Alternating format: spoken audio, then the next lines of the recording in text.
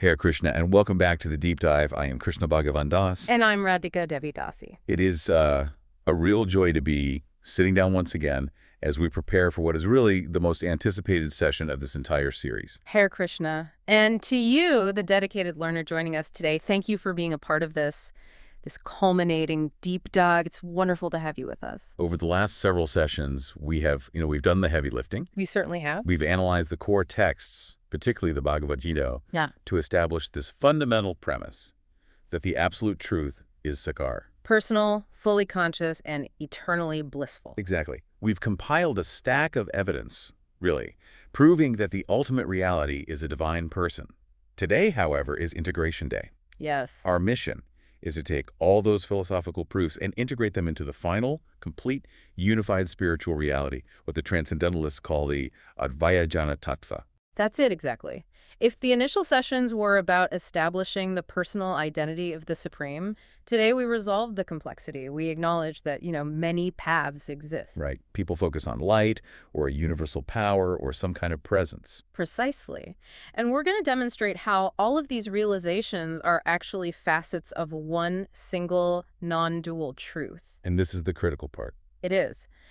We will see how this Advaya-jñāna Tattva confirms that bhakti yoga, the path of loving devotional service, is the complete realization that intrinsically includes and surpasses all the others. Okay, let's unpack this. We can't really talk about the conclusion without briefly revisiting the path we took to get here. No, we have to. The final piece of knowledge is built upon that foundation. So let's start at the very beginning of all the confusion, really. If we look at the history of spiritual inquiry, the first great debate is always about the form of God. Is he a person, or is he just an abstract force? Exactly. That's the fork in the road. And the Bhagavad Gita, it addresses this head on. We can go straight to Arjuna's pivotal question in the 12th chapter. Yes. He's there, standing on the battlefield. He's just seen this terrifying, magnificent, universal form, but he's already intimate with Krishna, the coward boy of Vrindavan. Very personal relationship. Right. So he asks, who is the better yogi? The one who worships you, Krishna, in your beautiful two-armed form, the Siyakar form. Or the one who meditates strictly on the unmanifest, formless Brahman, the Nirakar. What's so fascinating here is that the context matters so much. This isn't some, hypothetical academic question for him. Not at all.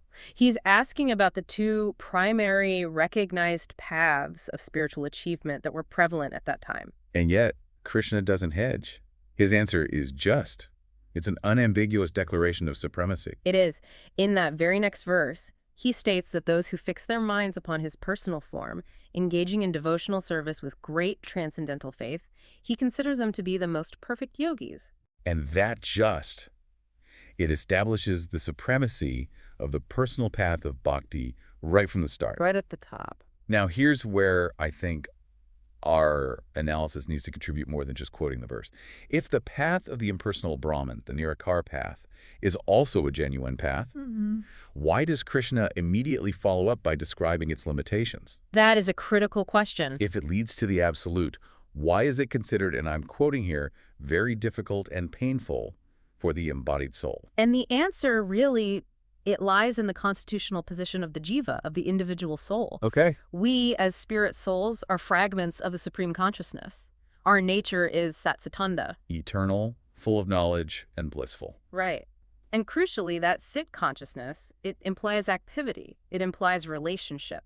We are inherently individual and relational beings. So to force that conscious relational spirit to focus on a featureless, abstract void. It's fundamentally contradictory to its own spiritual nature. It's like asking a fish to live out of water. So it's not just a matter of mental discipline, then. It's a constitutional mismatch. It is. We are designed for relationship. And the formless concept offers no rasa. No transcendental taste, no reciprocal emotion. None. The mind, the senses, the heart, even when they're purified, they still crave an object. They crave activity. That makes sense. Precisely. The goal of the impersonal path is liberation, yes, but through merging into this abstract reality. And the means to achieve that is, well, it's an extremely difficult and unnatural renunciation of all mental and sensory activity. So Krishna confirms it is painful. Yes, because it requires suppressing the very spiritual vitality and the relational drive that defines who we are. This difficulty is the practical limitation of that Nirakar path for every single one of us who is an embodied soul. This brings us to the core philosophical defense of the personal form, which we really have to reiterate here. We do. The nature of God's body. We have to understand this concept of Saksiddhanta Vigraha. From the Brahma Sahita, yes.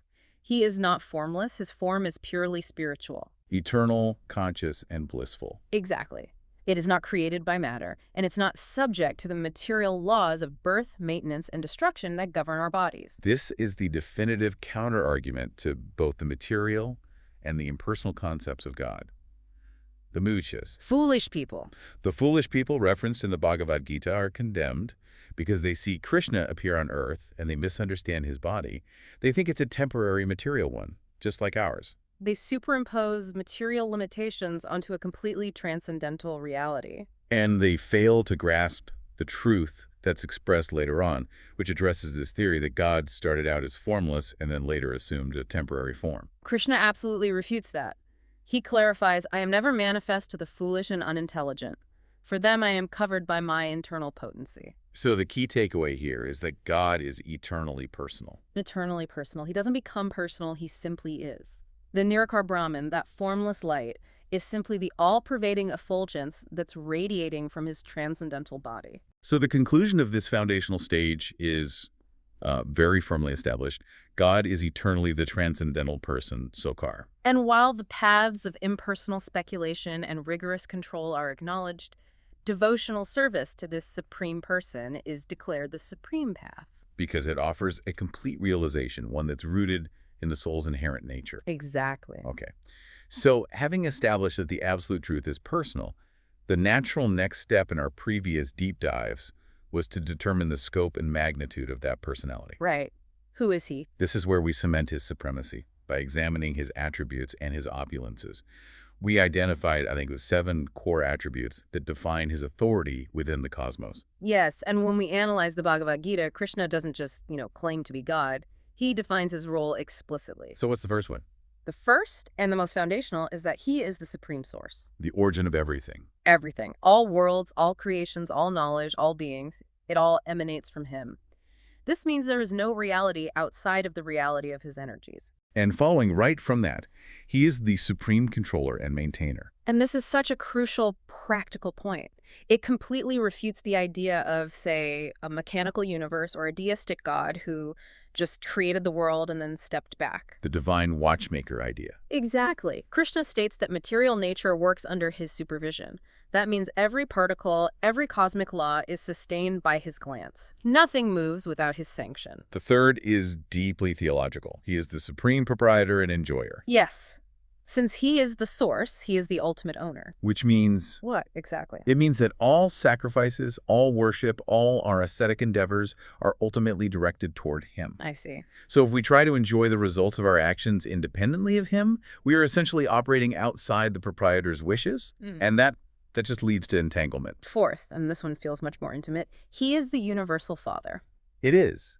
By providing the spiritual seed to all living entities, he establishes a fundamental familial relationship with every single soul in every species. That's important because it shifts the relationship from one of just, distant awe to a very intimate connection. It does. We are all his children. Fifth, he is the absolute truth. This is a declaration of ontological supremacy. Meaning? Meaning there is no reality, no fundamental underlying existence that exists beyond him. He is the ultimate final word on reality itself. And sixth, he is the all-knowing Lord. Yes. He knows the past, the present, and the future, and he knows every living entity. Which stands in sharp contrast to us, the conditioned souls. I mean, we can't even remember what we had for breakfast yesterday without some effort. That omniscience is a defining characteristic of the Supreme. It has to be. Finally, number 7.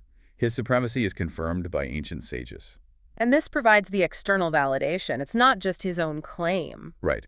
Arjuna, after hearing all of Krishna's teachings, he confirms that great sages like Narada, Asita, Devala, and Vyasa all attest to Krishna's status as the Supreme Personality of Godhead. The complete absolute. They all agree. So that establishes his identity. But then we moved into the deepening vision, understanding how this Supreme Person interacts with the universe and, more importantly, with us, the individual souls. We focused on his transcendental nature. First, the existence of Krishna's eternal spiritual abode. This is a key distinction from impersonal liberation, isn't it? A huge one. The spiritual sky exists beyond this material world, which is periodically manifested and annihilated.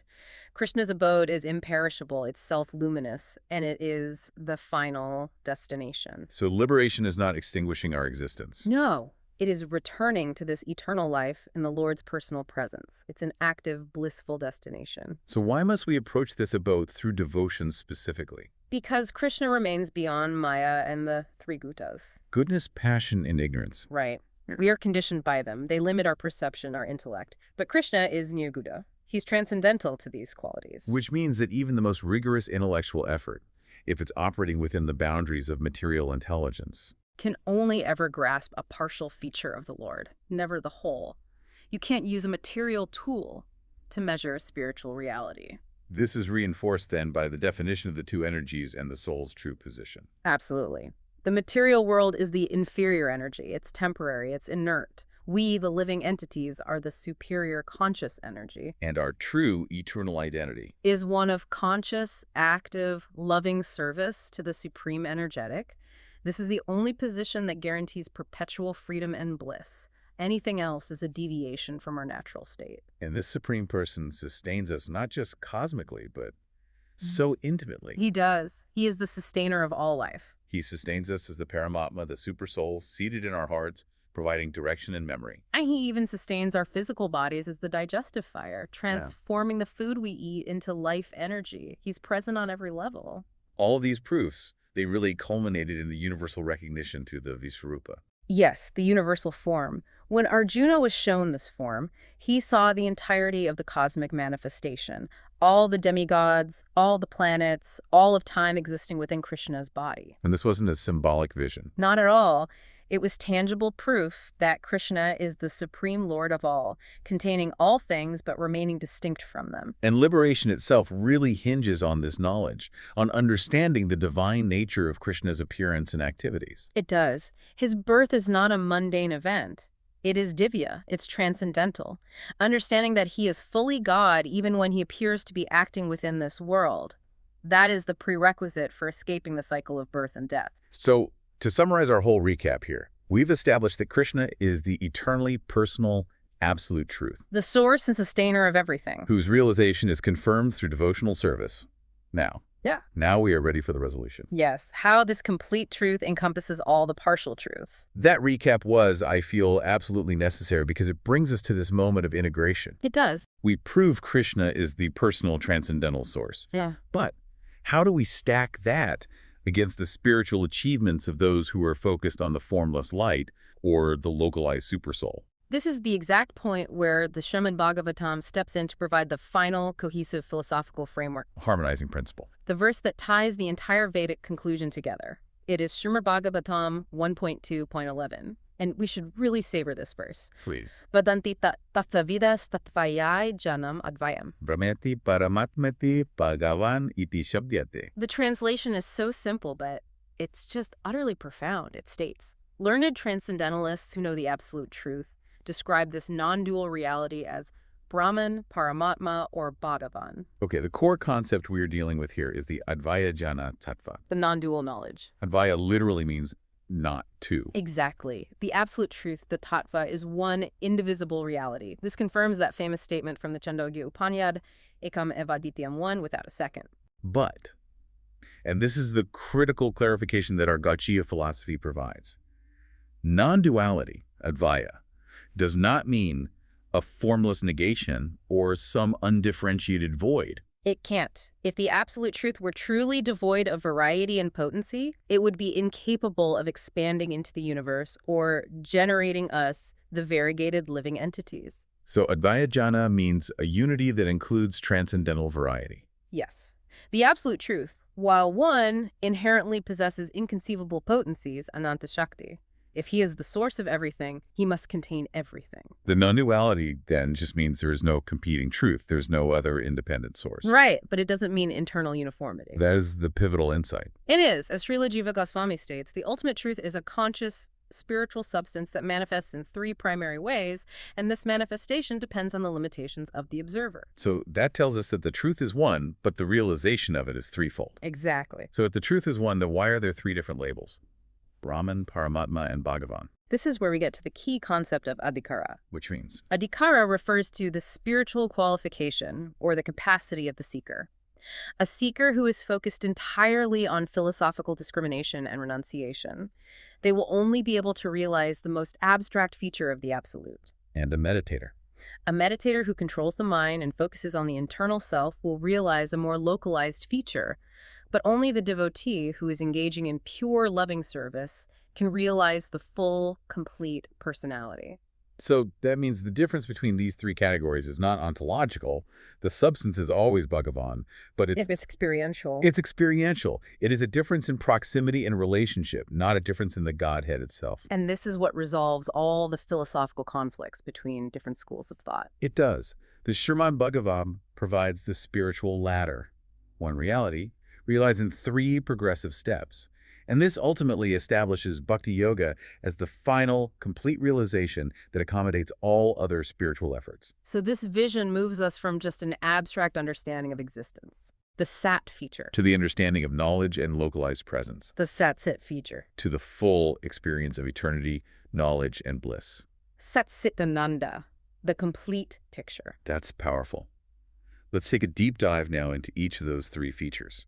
Let's understand their specific function, the method used to realize them, and crucially, their limitations. Let's do it. We start with the broadest and most abstract realization, Brahman, the impersonal form. This is where, many spiritual seekers begin. They feel overwhelmed by the material world, and they're seeking that fundamental, eternal existence beyond it all. Brahman is defined as the all-pervading spiritual effulgence that emanates from the transcendental body of the Lord. You can think of it as the spiritual light or the glow of the absolute. And this realization is attained primarily by the jñānis. Yes, the empiric philosophers who use intense philosophical discrimination, viveka and renunciation, vairagya. They seek to negate the temporary material reality to identify the eternal substance that underlies it. And as we've established, the aspect of the absolute truth they realize is primarily sat, or eternity. That's right. They successfully realize that existence is eternal, and they find a type of liberation from the cycle of birth and death. It's often described as Sayuja Mukti, or merging into the light. And the Bhagavad Gita confirms this when Krishna says, I am the basis of the impersonal Brahman. The light originates from the person. Exactly. Brahman hypertiyaham, the source is personal. But the limitation here is significant because it is an incomplete realization. In what way? Because they focus only on the negation of material qualities and the affirmation of eternity, they completely miss the qualities and the activities of the spiritual realm. So they realize sat, but they lack sit and ananda. They lack knowledge of the absolute person and the blissful relationship nanda. It is an eternal existence, yes, but it is passive. It's devoid of personal form, qualities, and that loving exchange. And that lack of rasa, that taste. That lack of rasa is why souls who attain Brahman often feel unfulfilled. It's why they can eventually fall back down to seek active engagement, because there is no spiritual activity there. It's a static piece. That's why we must progress. So moving inwards, the second layer is Paramatma, the localized form. This is the stage of localized presence, moving from abstract light to a specific form. Yes, the Paramatma, or the Supersoul, is the Lord's expansion, who is situated simultaneously in the heart of every single living entity and within every atom of the material creation. So this is his localized, pervasive form, maintaining the cosmic order and accompanying every individual soul on its journey. It is. And this form is attained primarily by the yogis. Right. Those who practice strict internal meditation, mind control, and detachment, focusing on that localized spiritual presence within the heart. And they realize a greater portion of the absolute truth. They do. They realize sat, eternity, and also set, knowledge. They know the soul is eternal, and they know that there is a supreme conscious entity directing the universe from within. What is the function of the Paramatma? His function is intimate, yet it's also reserved. He acts as the witness, the upadhyaya, and the permitter, the anumanta of the living entity's actions and karma. As confirmed in the Bhagavad Gita. Exactly. The Supersoul monitors our desires and provides the facility for us to act, whether for good or for bad. Krishna makes it so clear. The Supreme Lord is situated in everyone's heart. Okay, let me play devil's advocate here for a moment. Please. If Paramatma realization gives you direct access to the Supreme in your own heart, offering knowledge and an eternal connection, isn't that sufficient? Why is Paramatma realization also considered partial? That's a great question. It's partial because the Paramatma is seen primarily in a majestic functional role As the overseer, the regulator? and the maintainer of the material world. While there is a kind of proximity, the mood is one of respectful awe and submission to the cosmic controller. I see, so it lacks the full Ananda. It lacks the blissful, loving reciprocation that defines the deepest relationship. The Paramatma is seen as the object of discipline and control, but not yet as the beloved object of spontaneous, unconditional love. And this brings us inevitably to the final, complete realization.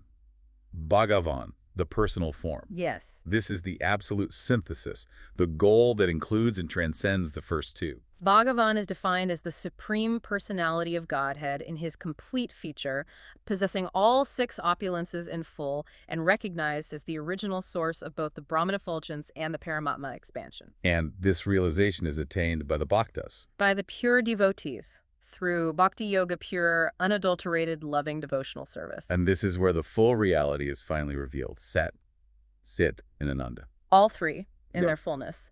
The Gakya conclusion, which is solidified by the statement "Kansistu Bhagavan Swayam Kṛṣṇa" is the original personality of Godhead, is that Bhagavan realization is the ultimate feature of the Absolute, which encompasses the other partial features. To really cement this idea of progressive realization, the Advaya-jñāna Tattva, we have to rely on Srila Prabhupada's famous sun analogy. Yes, it's perfect. It explains exactly how one reality can appear differently depending on the perspective of the observer. Okay, let's walk through that. The sun is one entity, but our experience of it varies so widely. So Brahman is like the sunlight. It's all-pervading, it's dazzling, but it's completely impersonal. There's no internal detail.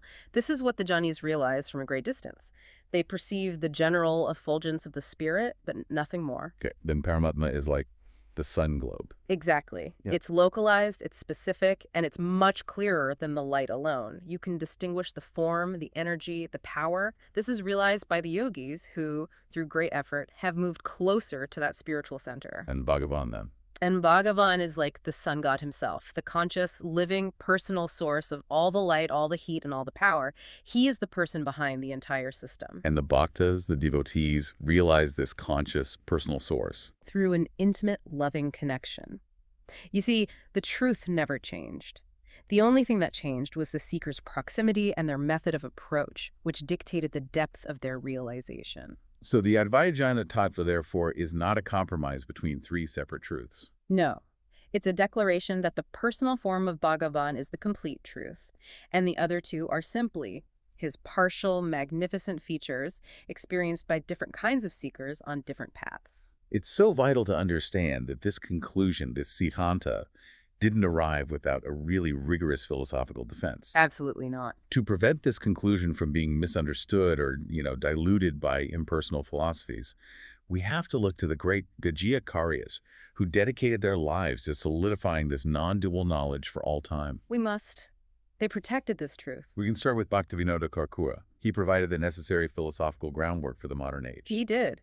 In texts like Bhagavata Tattva and Jivadharma, he provided the context for what Advaya-jñāna truly means in a personalist tradition. What was his main clarification? He meticulously explained that Advaya-jñāna means the absence of material duality and contradiction, like pain and pleasure, good and evil, not the absence of spiritual form, qualities, or relationship. So the absolute truth is one substance, but it's infinitely dynamic. Infinitely dynamic and endowed with inconceivable potencies, asintya shakti. He focused heavily on this idea that the difference between the three features is purely experiential. Purely experiential, arising from the Sataka's level of spiritual purity and the nature of their practice. This detail is crucial. It is. Bhaktivinoda Thakur detailed the realization in terms of the Lord's potencies. Brahman realization, he explained, is the realization of the absolute devoid of Shakti-vilasa, the delightful play of his potencies. Oh, it's just bare existence. Bare existence. Paramatma realization is seeing the absolute as the omnipresent controller and witness. But Bhagavan is the full realization of the Absolute as the possessor of all potencies, which includes rasa. Transcendental relationship. Lila. Divine, blissful pastimes. So Bhagavan realization is the only one that fully accounts for the Lord's inherent bliss and activity. And if the soul is eternally active and relational, then it needs an active, relational, personal object of devotion to achieve its own full ananda. Exactly. Without bhakti, which allows for that intimacy and relationship, the seeker remains at a distance, unable to access the full personality of the Godhead. It's the path of philosophical inquiry, of jnana. It's like trying to understand love by reading a dictionary definition. It's conceptually true, but it's experientially sterile. Bhakti is the direct experience of that love. So if Bhaktivinoda Kara laid the foundation, then Vishvanatha Chakravarti Akura provided the sharpest, most decisive philosophical clarity. Yes, especially in his refutation of the impersonal school. He gave us a powerful way to visualize the progressive nature of realization. The mountain analogy. The mountain analogy. It's the perfect complement to the sun analogy. It is, because it emphasizes the observer's movement toward the object. So imagine a massive mountain. When you view it from 100 miles away, it just appears hazy, generalized, a simple mass of existence. That is Brahman. Okay. And as you travel closer, say 10 miles away, the outline is clearer. You can distinguish slopes and forests, recognizing it as a specific localized object. That is Paramatma. You recognize the structure and function. But only when you are standing right at the base of the mountain. Examining the flowers, hearing the waterfalls, seeing the wild animals, and interacting with the inhabitants. Only then do you gain the full, complete detail and experience. That is Bhagavan. So the mountain was always fully detailed. Always. The only variable was the observer's distance and their capacity for perception. And this so powerfully illustrates that the problem isn't the mountain, the truth. The problem is our spiritual perspective. And beyond the analogy, Vishvanatha Chakravarti Hakura used rigorous logic to defend the supremacy of Bhagavan against that common philosophical assertion that the personal form is temporary. How do you do that? His central argument is really unassailable. He argued that Bhagavan is not a later, secondary, or temporary manifestation derived from Brahman. Rather, Brahman and Paramātmā are partial realizations that emanate from Bhagavan. So he turned their own logic against them. He did. He pushed the impersonalists on their own terms. If they argued that Bhagavan, the personal form, is a product of Maya, of illusion, then Brahman, the spiritual effulgence that emanates from Bhagavan, must also be a product of Maya. But they universally accept Brahman as the eternal, non-Mayic reality. Exactly. So their own logic forces them to accept Bhagavan as the original, non-Mayic source of that Brahman. That's airtight. It definitively establishes Bhagavan as the original reality. It does. The decisive siddhanta articulated by the Akaryas is that Brahman is merely a byproduct of an incomplete realization of Bhagavan. And bhakti is therefore the only means to gain the necessary proximity and intimacy required for complete realization of the absolute truth. So now we need to take this profound conclusion, the Advaya-jñāna Tattva, and integrate it with the philosophical synthesis of our entire lineage, Sri Caitanya Mahaprabhu's doctrine. The inconceivable simultaneous oneness and difference. This is what truly makes the philosophy functional and non-contradictory.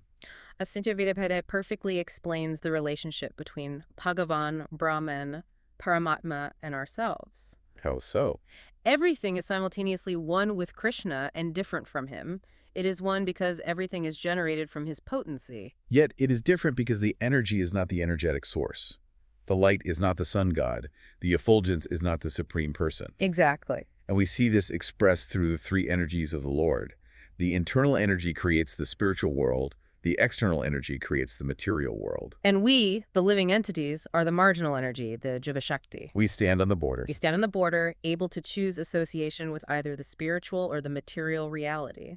And this framework instantly explains the nature of illusion, of Maya.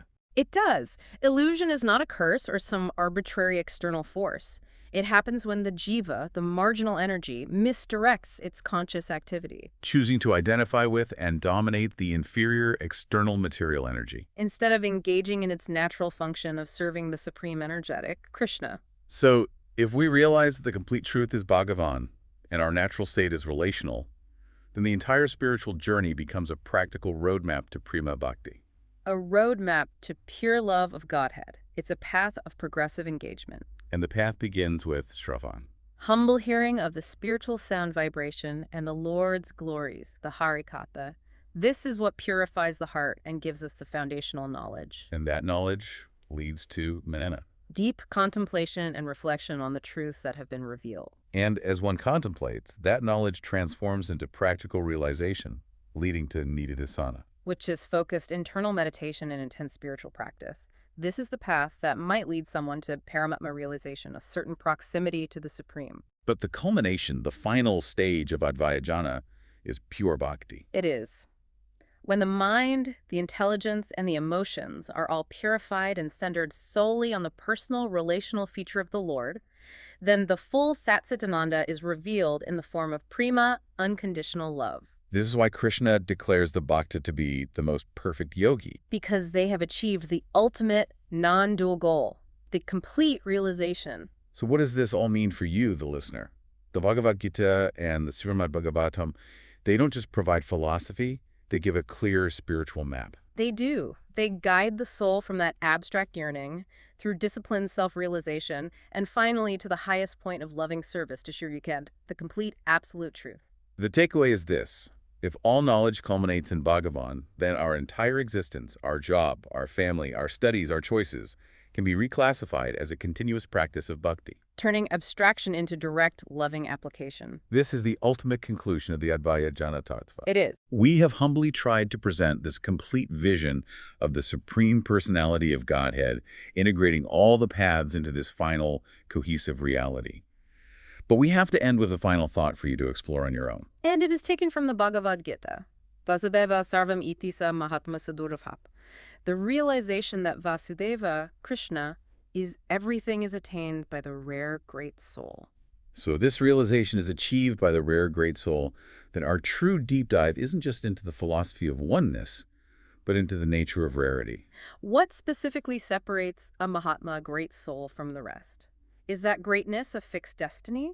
Or is that capacity for complete, total realization something that can be taught, cultivated, and achieved through consistent, pure devotion? That is the question that invites endless contemplation. If you appreciate this humble service, please share your realizations in the comments, subscribe, and share it with your friends and family so that this transcendental knowledge may be widely shared by His mercy.